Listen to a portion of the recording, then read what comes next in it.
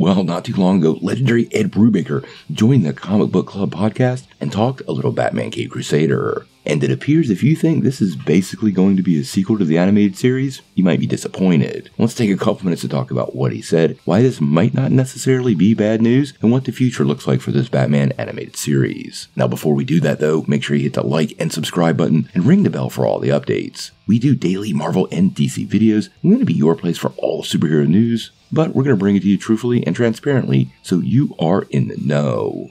Well, I am not the only one who's super excited for Batman Caped Crusader. We've been getting very little details and we still don't have a release date, but I have to say it's one of DC's most anticipated animated series coming our way and should land on Amazon sometime this year.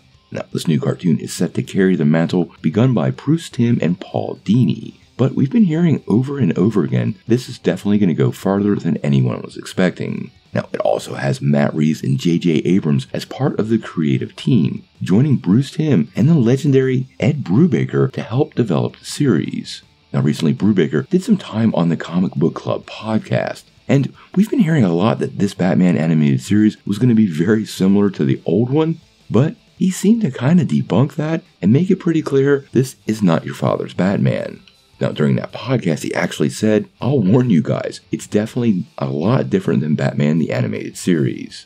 It's very much a reconception of starting over. It's not PG-13, but it's a lot different. It's sort of like the show Bruce Timm always wanted to make, but they wouldn't let him.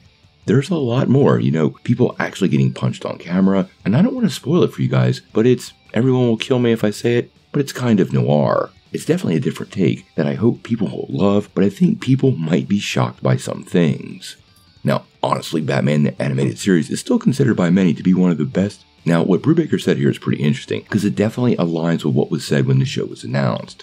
Matt Reeves and J.J. Abrams, in the initial statement on the series, said that the series will be thrilling, cinematic, and evocative of Batman's noir roots, diving deeper into the psychology of the iconic character. It sounds to me that's exactly what Brubaker is talking about. We might be seeing some really dark psychological journeys into not only Gotham City and its rogues gallery of villains, but Batman's psyche itself. That often is some of the greatest stories ever told about the Dark Knight, kind of crawling up inside of Bruce Wayne's brain, and I am pretty hopeful they dive deep into this. Now, he did say it wasn't PG-13, but it was leaning on the darker side, so I hope they push that element as far as they can. The original Batman the Animated Series was constrained by the audience demographic. It was focused on children, and with it coming to the streaming service, they're pretty much free of that restriction, and that suggests to me they could start coloring way outside of the lines. Brubaker is an absolute legend. I'm definitely taking his word on this. We sadly don't have any release dates for the show yet. I am expecting it to drop this summer with probably a trailer at the upcoming San Diego Comic-Con.